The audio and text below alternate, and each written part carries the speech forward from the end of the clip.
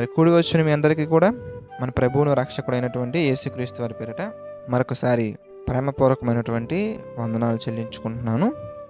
మరి ఈరోజు కూడా మనం కొన్ని విషయాలు బైబిల్లో నుంచి మనం ధ్యానిద్దాం. మత్తయి సువార్త 11వ అధ్యాయం 28వ వచనాన్ని ఈరోజు మనం ధ్యానం చేద్దాం. ప్రయాసపడి భారం మోసుకొనుచున్న సమస్త జనులారా నా యొద్దకు రండి, నేను మీకు విశ్రాంతిని కలగజేతును. ప్రియులారా, చాలామంది మనల్ని చాలా ఈవెంట్స్కి ఇన్వైట్ చేస్తూ ఉంటారు. చాలామంది చాలా రకాల ఈవెంట్స్కి, వాళ్ళ కుటుంబంలో జరిగే శుభకార్యాలకి మనల్ని ఇన్వైట్ చేస్తూ ఉంటారు. వారి ఇన్విటేషన్ వెనుక ఉన్నటువంటి కారణాలు ఏంటి, లేదా ఇన్వైట్ చేసిన వెంటనే వారి దగ్గరికి వెళ్ళేవారు వెనక ఉన్నటువంటి ఉద్దేశాలు ఏంటి అని మనం జాగ్రత్తగా గమనించినట్లయితే, నాకున్నటువంటి అనుభవాన్ని బట్టి, నేను దేవుని యొక్క చిత్త ప్రకారంగా, దేవుని యొక్క జ్ఞానాన్ని బట్టి, నేను గ్రహించినటువంటి కొన్ని పరిస్థితులను బట్టి, అందరూ అలా ఉంటారని కాదులే కానీ కొంతమంది యొక్క ఆలోచన విధానాలు ఎలా ఉన్నాయి, కొంతమంది యొక్క ఉద్దేశాలు ఎలా ఉన్నాయంటే, మనం గనక వాళ్ళ యొక్క ఇన్విటేషన్, వారు అందించినటువంటి ఆహ్వానం ఏదైతే ఉందో ఆ ఆహ్వానం మనం అంగీకరించి వారి ఇంట్లో జరిగే ఆ శుభకార్యానికి మనం వెళ్ళకపోతే మన కుటుంబంలో జరిగే శుభకార్యానికి వాళ్ళు రారేమో. అలాగే వెళ్ళినప్పుడు మనం ఏదో ఒక గిఫ్ట్ ఇవ్వాలి వాళ్ళకి. అలా ఇవ్వకపోతే మన కుటుంబంలో ఏదైనా ఒక శుభకార్యం జరిగినప్పుడు మన కుటుంబంలో జరిగే ఆ ఫంక్షన్కి, ఆ కార్యానికి వాళ్ళు రారు అనే ఉద్దేశంతో వెళ్ళే వాళ్ళు కూడా నాకు అక్కడక్కడ కనిపించారండి. అలాగే ప్రోగ్రాం అయిపోయిన తర్వాత ప్రతి ఒక్కరూ సంతోషపడ్డారా, ప్రతి ఒక్కరూ ఆనందపడ్డారా అనే దానికంటే కూడా మరి ఆ ప్రోగ్రాంకి చదివింపుల పేరుతో, మరి చదివింపులని కొన్ని ప్రాంతాల్లో అంటారు, కొన్ని ప్రాంతాల్లో కానుకలు అనే కొన్ని ప్రాంతాల్లో అంటారు, కొన్ని ప్రాంతాల్లో రకరకాల పేర్లతో పిలుస్తారు. అవి ఎన్నొచ్చాయి, మనం ఎంత పెట్టాం, ప్రోగ్రాంకి మనం ఖర్చు పెట్టింది ఎంత, వచ్చినటువంటి ప్రజలు ఎంతమంది వచ్చారు, వాళ్ళల్లో మరి వచ్చినటువంటి కానుకలు ఎంత, ఈ లెక్కలు వేసుకునే వాళ్ళు కూడా చాలామంది ఉంటారు. అది మాత్రమే కాకుండా నెక్స్ట్ టైం మనం ఎవరింటికైనా వెళ్ళాల్సి వచ్చినప్పుడు ఈ ప్రోగ్రాంకి, యొక్క ఇంట్లో జరిగినటువంటి శుభకార్యానికి వచ్చినటువంటి వాళ్ళల్లో మరి వచ్చినటువంటి వారు ఎంత అమౌంట్ ఇచ్చారు, ఎంత అమౌంట్ గిఫ్ట్ కింద ఇచ్చారు, ఆ గిఫ్ట్ కింద ఇచ్చినటువంటి ఆ అమౌంట్కి రూపాయి ఎక్కువ ఇవ్వకుండా, కుదిరితే ఒక రూపాయి తక్కువ కాకుండా, మన విలువ తగ్గకుండా రూపాయి ఎక్కువ ఇచ్చి మన యొక్క సంపద పోకుండా జాగ్రత్త పడాలని ఆ పుస్తకాన్ని జాగ్రత్తగా దాచుకునే వాళ్ళు కూడా ఉన్నారండి. ఉన్నారంటే లేదంటే మీరు గమనించండి ఒకసారి, ఉన్నారు. అంటే మనం జాగ్రత్తగా గమనించినట్లయితే ఇక్కడ మనం చూస్తే ఇక్కడ యేసుక్రీస్తు వారు కూడా ఒక ఇన్విటేషన్ ఇస్తున్నారు. ఆ ఇన్విటేషన్ అనేది ఎలాంటి ఇన్విటేషన్ మనకి ఇస్తున్నారంటే, ప్రపంచం వరకు ఎందుకులే కానీ మనం చూసినంత వరకు మన చుట్టాలలో కానీ, బంధువుల్లో కానీ, స్నేహితుల్లో కానీ, మిత్రుల్లో కానీ ఇచ్చే ఇన్విటేషన్స్ లాంటి ఇన్విటేషన్ కాదు ఇది. అంటే నీ దగ్గర నుంచి ఏదో ఆశించి, నీ దగ్గర నుంచి ఏదో పొందుకుందామని, లేదంటే నువ్వు నీ యొక్క హృదయంలో కలిగే ఆలోచనలు బట్టి కాదు. మనం ఏ ఈవెంట్కి వెళ్ళినా కూడా, ఏ శుభకార్యానికి వెళ్ళినా కూడా ఆ ఆనందం అనేది కొంతకాలం వరకే ఉంటుంది. ఎంతకాలం అనగానే అది కొంతకాలమే, అది చాలా తక్కువ టైం ఉంటుంది ఆ ఆనందం అనేది. కానీ ఇక్కడ దేవుడు మనకిచ్చే ఈ ఆహ్వానం, ఈ ఇన్విటేషన్ వెనుక ఉన్నటువంటి ప్రేమ, అనురాగాలను మనం జాగ్రత్తగా గమనించినట్లయితేనండి, దీని ద్వారా వచ్చే ఆనందం కానీ, దీని ద్వారా వచ్చే సంతోషం కానీ చాలా ఉన్నతంగా ఉంటుంది ప్రియులారా, చాలా ఉన్నతంగా ఉంటుంది. ఎందుకంటే కొంతమంది చూపించే ప్రేమల్లో కానీ, కొంతమంది చూపించే ఆప్యాయతల్లో కానీ కొంత దూరం వరకు బాగానే ఉంటాయండి. కొంచెం దూరం దాటి వెళ్ళిపోయిన తర్వాత my dear brothers and sisters, అందులో మోసం అనేది ఉంటుందండి. ఇంకొంతమంది నమ్మకంగా పిలిచి హత్య చేసినటువంటి వాళ్ళు కూడా ఉన్నారండి. నమ్మకంగా పిలిచి వారిని దగ్గరికి పిలిచి హత్య చేసినటువంటి వాళ్ళు కూడా ఉన్నారండి. కానీ ఇక్కడ దేవుని యొక్క పిలుపు మీరు గమనించగలిగినట్లయితే కనుక దేవునికి పిలుపు ఎలా ఉంది? 28వ వచనం మనం చూద్దాం. 28వ వచనం మనం చూస్తే, ప్రయాసపడి భారం మోసుకొనుచున్న సమస్త జనులారా ప్రయాసపడి భారం మోసుకొనుచున్నారు కదా. అంటే ఈ పిలుపులో మీరు గమనించినట్లయితే మెయిన్గా మన దగ్గర నుంచి ఏదో పొందుకుందామనే పిలుపు కనబడట్లేదులే, కానీ మనకి చాలా విషయాలు మన యొక్క అలసిపోయినటువంటి, విసిగిపోయినటువంటి, భారముతో ఉన్నటువంటి హృదయము కలిగినటువంటి వారిని ఆయన చూశారండి. చెల్లమ్మ, తమ్ముడా, ఒక్కసారి భారముతో నిండుకున్నటువంటి నీ జీవితంలో ఒక సమాధానం లేక, ఒక సంతోషం లేక, విసిగెత్తిపోయి ఉంటే గనక ఒక్కసారి ఎక్కడెక్కడికో వెళ్ళావు, ఏవేవో చేసావు, ఎన్నెన్నో తిరిగావు, ఒక్కసారి యేసుక్రీస్తు వైపు చూడు. ఇక్కడ బాధాకరమైన విషయం ఏంటంటే, విశ్రాంతిని కలుగజేసే విశ్వాసానికి కర్త అయినటువంటి దేవుడి దగ్గర ఉన్నప్పటికీ కూడా మనం కొన్ని సందర్భాలలో లోకాన్ని చూస్తూ ఉంటామండి. బ్రదర్, చాలామంది అంటూ ఉంటారండి, నేను ఇగో ఈ యొక్క పని నిమిత్తం అక్కడికి వెళ్ళాను, ఎక్కడికి వెళ్ళినా తగ్గలేదని అంటూ ఉంటారండి. కొంతమంది క్రిస్టియన్సే, ప్రభు దగ్గరకు వచ్చినటువంటి వాళ్ళే. ఒక రోగం వచ్చిందంటేనండి, అక్కడ తిరిగాను, ఇక్కడ తిరిగాను, ఆ హాస్పిటల్కి వెళ్ళాను, ఈ హాస్పిటల్కి వెళ్ళాను, రిపోర్ట్స్ అన్నీ బాగానే ఉన్నాయి, కానీ ఇక్కడ నాకు ఎందుకు ఇలా ఉంది, నాకు ఎక్కడ నయం కావట్లేదండి, తిరిగి అలా అంటారండి. చివరికి అయ్యగారితో ప్రార్థన చేయించుకున్న వెంటనే తగ్గిపోయింది అంటారండి. నువ్వు ప్రభు దగ్గరికి వచ్చావు కదా, వచ్చిన తర్వాత మళ్ళీ ఎందుకు దేవుడి మీద ఆధారపడకుండా, దేవునికి అసలు ప్రార్థించకుండా, దేవునికి చిత్తమేంటో కనుగొనకుండా నువ్వు ఎందుకు అన్ని ప్రయత్నాలు చేస్తున్నావు? ఒక విషయం గుర్తుంచుకోండి ప్రియులారా, మన జీవితంలో ప్రభు దగ్గర గనక మనం ప్రార్థించకుండా మనం చేసే ప్రతి ప్రయత్నం కూడా ఒక ప్రయాస కింద మిగిలిపోతుంది. గుర్తుంచుకోండి. ఎందుకు మన జీవితంలో ప్రయాస ఎక్కువ అవుతుంది, మనం ప్రయాస పడవలసిన సందర్భాలు ఎక్కువ ఎందుకు అవుతున్నాయంటే, మనం ప్రభు యొక్క సన్నిధిలో ప్రార్థించకుండా మన సొంత ప్రయత్నాలు ఎక్కువ చేస్తాము కనుక.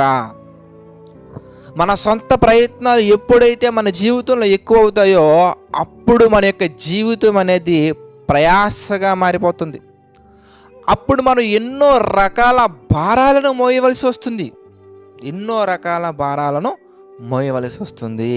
అది కుటుంబ భారం కావచ్చు, అప్పుల భారం కావచ్చు, అనారోగ్యపూరితమైన భారం కావచ్చు, మోసం అనే భారం కావచ్చు, మోసగించబడటం అనే భారం కావచ్చు, నిరుద్యోగం అనే భారం కావచ్చు. అది ఏదైనా కానీ మన జీవితంలో ఎందుకు ఒక విషయం అనేది మనకి భారంగా మారిపోతుందంటే, ఎందుకు మనకి ప్రయాసగా మిగిలిపోతుందంటే, ఎందుకు ఫలితాలు రాకుండా ఒక ప్రయాసగా మిగిలిపోతుందంటే, నువ్వు ప్రయత్నాలు ఎక్కువ చేస్తున్నావు కనుక. చాలామంది కొన్ని రకాల పాటలు కూడా రాస్తూ ఉంటారండి. మరి ప్రయత్నిస్తే ఏదైనా సాధ్యపడుతుంది, ప్రయత్నిస్తే మనం ఏదైనా సాధించగలం అంటూ ఉంటారండి. ప్రభు యొక్క చిత్తము లేకుండా నువ్వు ఎంత ప్రయత్నించినా కానీ, ఎంత చింతించినా కానీ మోరడ ఎక్కువ చేయలేవు, మోరడు తక్కువ చేయలేవు. ఏది ప్రయత్నిస్తే జరగదంటూ ఏది లేదంటున్నావు కదా. ఒకసారి ప్రయత్నించి బ్లడ్ తయారు చేసి చూద్దాం. ఒకసారి ప్రయత్నించి దేవుడిచ్చినటువంటి ఈ అవయవాలలో ఉన్నటువంటి ఒక అవయవాన్ని తయారు చేసి చూద్దాం. ప్రయత్నించి చూడాలి. గర్భమందు ఎముకలు ఏ రీతిగా ఎదుగునది నీకు తెలియదని దేవుడు చెప్పారు కదా. నువ్వు ప్రయత్నించి కనుగొ చూద్దాం. Find out, you can find it. Right ప్రియులారా, దేవుని యొక్క చిత్తం లేకుండా మన కుటుంబంలో, మన జీవితంలో ఏది జరగదండి. కనుక ఈరోజు ఒక ప్రేమపూర్వకమైనటువంటి ఒక ఇన్విటేషన్. అంటే బ్రదర్, నేను దేవుడి దగ్గరే ఉన్నా కదా బ్రదర్, నాకు ఎందుకు బ్రదర్ ఈ భారం అంటే, దేవుడి దగ్గరే ఉన్నావు కానీ దేనిలోనో తక్కువగా ఉన్నావు. అది ఏంటి ఇంతకీ? Identify it. విశ్వాసంలో తక్కువగా ఉన్నావా? అల్ప విశ్వాసం ఉందా? ప్రార్థనలో తక్కువగా ఉన్నావా? వాక్యానుసారమైనటువంటి విషయాల్లో తక్కువగా ఉన్నావా? బైబిల్ రీడింగ్లో తక్కువగా ఉన్నావా? బైబిల్ స్టడీలో తక్కువగా ఉన్నావా? మరి సంఘంలో జరిగే ప్రార్థనల విషయంలో తక్కువగా ఉన్నావా? సువార్త ప్రకటించే విషయంలో తక్కువగా ఉన్నావా? దేవుని పిల్లలతో సహవాసంలో తక్కువగా ఉన్నావా? కుటుంబంలో లేదా ఇంట్లో గృహంలో ఇంకా లోక సంబంధమైనటువంటి యాక్టివిటీస్ జరుగుతున్నాయా? లేదా కుటుంబంలో ఉన్న నువ్వు మీరంతా కూడా విశ్వాసం కలిగి ఉన్నారా? ఒకసారి ఆలోచించండి. ఎక్కడ లోపం జరుగుతున్నదని మనం ఆలోచించకుండా దేవుణ్ణే మనం పక్కన పెట్టి వెళ్ళి చేసే ప్రతి ప్రయత్నం కూడా చివరికి మనకి ఏం మిగులుస్తుందయ్యా అంటే ఒక ప్రయాస. అందుకే దేవుని యొక్క వాక్యం సెలవేస్తుంది, ప్రయాసపడి భారం మోసుకునిచున్న సమస్త జనులారా విసిగి ఉంటావు. ఇక విసిగి ఉంటావు, విసిగిపోయింది చాలు, విశ్వాసముంచు. విసుగెత్తే ఆ ప్రయాణాన్ని ఇంకా విడిచిపెట్టండి. విసుగెత్తే ఆ ప్రయాణం విడిచిపెట్టి విశ్వాసము కలిగి ఒక యాత్ర ప్రారంభించు, కొనసాగించు. ఎక్కడికి రావాలి? ఎందుకంటే దేవుని యొద్దకు రండి. ప్రయాసపడి భారం మోసుకునిచున్న జనులారా దేవుని యొద్దకు రండి. దేవుని యొద్దకు మీరు రాగలిగితే కనుక ఆయన అంటున్నారండి, మీకు ప్రయాసపడి భారం మోసుకునిచున్న సమస్త జనులారా 8వ వచనం మనం చూద్దాం. నా యొద్దకు రండి, నేను మీకు విశ్రాంతిని కలుగజేతును. కనుక దేవుని యొద్దకు మీరు రాగలిగితే ప్రియులారా, దేవుని యొద్దకు మీరు వచ్చి దేవుని మీద ఆధారపడి ప్రతి విషయాన్ని, ప్రతి చిన్నదవచ్చు పెద్దదవచ్చు, ప్రతి విషయాన్ని కూడా ప్రభు కోణంలో చూడండి. ప్రభు యొక్క సన్నిధిలో కనిపెట్టండి. ప్రార్థనాపూర్వకంగా బైబిల్ని ధ్యానించండి. మరి మీకున్న ఆ సమస్య నుంచి మీరు ఏ యొక్క సమస్యతో బాధపడుతున్నారో ఆ సమస్యకి మరి వాక్యానుసారమైన వివరణ ఏంటి, వాక్యంలో దానికి దేవుడు ఏం చెప్పారు, ఏం చెయ్యాలి, ఏం చేయకపోవటం వల్ల వచ్చింది, ఇదంతా కూడా కంప్లీట్ డీటెయిల్స్ మీరు బైబిల్ ప్రకారంగా అనాలిసిస్ చేయాలి. ఒకవేళ మీకు అనాలిసిస్ చేయడం రాకపోతే వాక్యానుసారంగా నడిపించే సేవకులను మీరు సంప్రదించండి. ఎందుకంటే వాక్యానుసారంగా సేవ చేయనటువంటి సేవకులు కూడా ఉన్నారు. మీరు గమనించాలి. ప్రతి ఒక్క సేవకులను మీరు చూసి అందరూ మంచివారని మాత్రం అనుకోకండి. చాలామంది అంటూ ఉంటారండి, ఏముందిలేండి యేసుప్రభు వారు అక్కడ ఆ సేవకులు అలా చేయలేదా, ఈ సేవకులు ఎలా చేయలేదా, ఆ పాస్టర్ అలా చేయలేదా, ఈ పాస్టర్ అలా చేయలేదా, మీ యేసుప్రభు నమ్ముకున్నారు కదా అంటూ ఉంటారండి. కానీ దేవుని యొక్క వాక్యం సెలవిస్తుంది. యోహాను రాసినటువంటి మొదటి పత్రిక మీరు చూడండి, 4వ అధ్యాయం 1వ వచనం మనం చూద్దాం. యోహాను గారు రాసిన మొదటి పత్రిక 4వ అధ్యాయం 1వ వచనం మనం చూస్తే, ప్రియులారా అనేకమైన అబద్ధ ప్రవక్తుల లోకములోనికి బయలువెళ్ళి ఉన్నారు కనుక ప్రతి ఆత్మను నమ్మక ఆయా ఆత్మలు దేవుని సంబంధమైనవో కావో పరీక్షించుడి. అందరిని నమ్మకండి. ప్రతి సేవకులు నమ్మవలసిన అవసరం లేదు. ఎందుకంటే దేవుని యొక్క వాక్యం చక్కగా సెలవిస్తుంది. పిల్లరా, మిమ్మల్ని ఆత్మీయంగా నడిపించే సేవకులు ఎవరో, మీరు ఆత్మీయంగా బలహీనపడినప్పుడు మిమ్మల్ని బలపరిచే సేవకులు ఎవరో, మీరు ఆత్మ సంబంధమైన సమస్యలు చిక్కుకున్నప్పుడు మీకు ప్రతి దానికి మీ మనసుకు నచ్చే సమాధానాలు కాదండి. మనం ఎలా ఆలోచిస్తూ ఉంటానండి, ఆ పాస్టర్ గారు చెప్పిన ఆన్సర్ చాలా కఠినంగా ఉందండి బాబోయ్ అని కాదు. మీ మనసుకు కష్టంగా ఉన్న మంచి మనసు ఉన్నటువంటి యేసయ్య చెప్పిన సమాధానం కొరకు ఎదురు చూడాలి. ప్రతి సమాధానం కూడా వాక్యములో నుంచి మీకు చెప్పగలగాలి. ప్రతి ఆత్మ సంబంధమైన ప్రతి సమస్యకు సమాధానం బైబిల్ నుంచి చెప్పగలగాలి. మీరు ఎందు నిమిత్తం బాధపడుతున్నారో, ఎందు నిమిత్తం వేదన చెందుతున్నారో, ఎందు నిమిత్తం మీరు ప్రయాసపడుతున్నారో ఆ ప్రయాసకి ప్రభు ఇచ్చే సమాధానం ఏంటి, ప్రభు చెప్పే చక్కని సమాధానం ఏంటి అనేది మీకు వాక్యానుసారంగా మీకు చెప్పగలగాలి.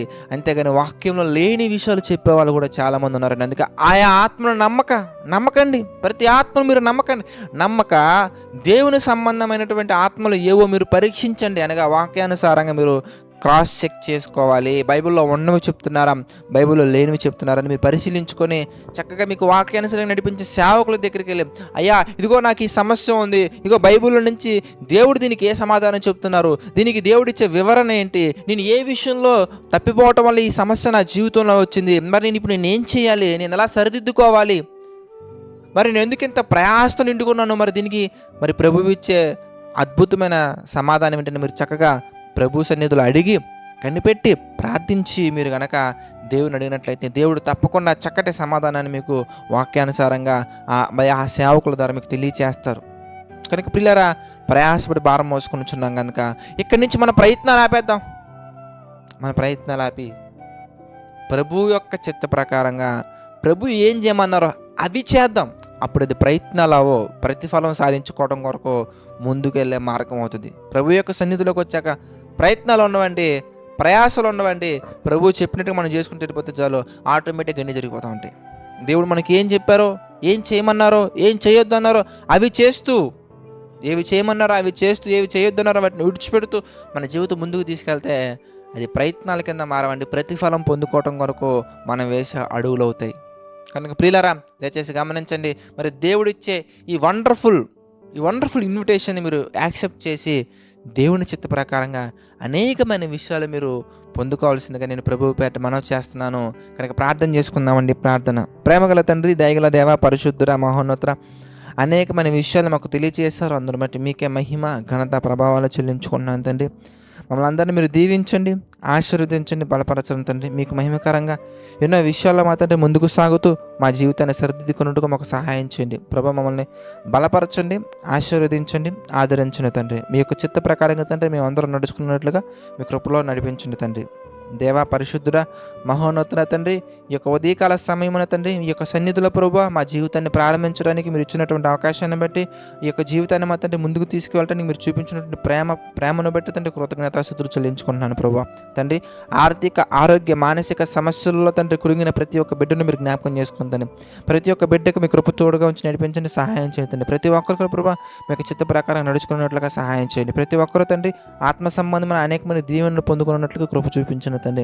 ప్రభువా, సమస్త మహిమ, ఘనత, ప్రభావాలు మీకే చెల్లించుకుంటూ తండ్రి ప్రతి ఒక్కటి మీ చిత్త ప్రకారంగా జరిగించమని వేడుకుంటూ తండ్రి, అదేవిధంగా జేసీ చర్చి పరిచర్య కొరకు మా తండ్రి ఆర్థికంగా సహకారాలు నిలబడుతున్నటువంటి వారిని జ్ఞాపకం చేసుకోండి. వారి కుటుంబాలను మీరు దీవించండి, ఆశీర్వదించండి, బలపరచండి తండ్రి. ఈ పరిచర్యకు మా తండ్రి ఇంకా ఏ విధముగానైనా మా తండ్రి సహకారాలు నిలబడుతున్నటువంటి వారిని ప్రత్యేకించి మీరు జ్ఞాపకం చేసుకోండి, బలపరచండి, దీవించండి తండ్రి. నమ్మకంగా యథార్థంగా పరిచర్య చేస్తున్న సేవకులను, వారి కుటుంబాలను, వారి పరిచర్యను మా తండ్రి మీరు జ్ఞాపకం చేసుకోండి, దీవించండి, బలపరచండి తండ్రి, విస్తరింపచేయండి ప్రభా. సమస్త మహిమ, ఘనత, ప్రభావాలు మీకు చెల్లించుకుంటూ ప్రతిదీ కూడా మీ చిత్త ప్రకారంగా మా అందరి జీవితాలలో జరిగించమని వేడుకుంటూ మా ప్రభువును రక్షకుడైన యేసుక్రీస్తు వారి పేరటి ప్రార్థన అడిగి వేడుకొనుచున్నాము తండ్రి. ఆమెన్. అందరికీ వందనాలండి. God bless you all.